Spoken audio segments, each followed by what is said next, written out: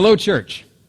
Beginning back in March with our Phase 1 plan of meeting entirely online, and then continuing with our Phase 2 plan in June of offering an in-person option for our worship services, we've been through a lot. But the questions on everyone's minds, especially with the fall semester just around the corner, are what is next, and when will that be? Will we be returning to Phase 1 or moving on to Phase 3? And how much longer will we be in Phase 2 before moving one direction or the other? Well, I can tell you that the session met last night and have determined that the best course of action for this particular church at this particular time is to continue in Phase 2 with some very slight modifications until at least October.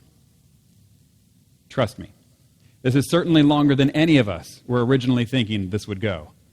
And we are all longing for the day when we can be together again, singing and sharing meals and all of the rest. However, we're not there yet.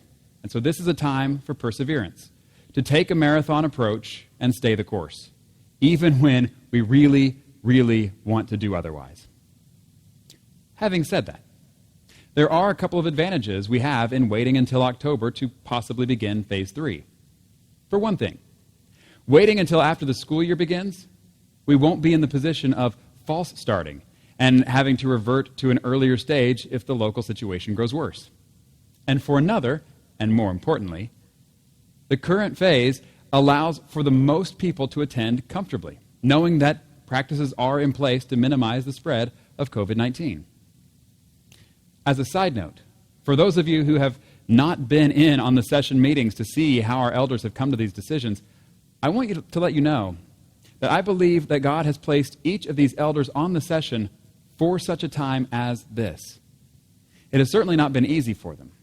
And I have been so pleased to see that in the midst of everything, they have taken each step of this journey very seriously.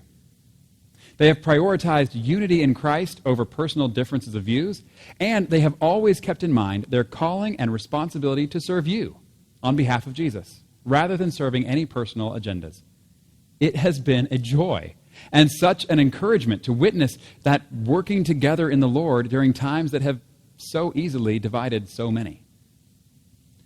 We know people are at every point on the spectrum when it comes to how to respond to the situation.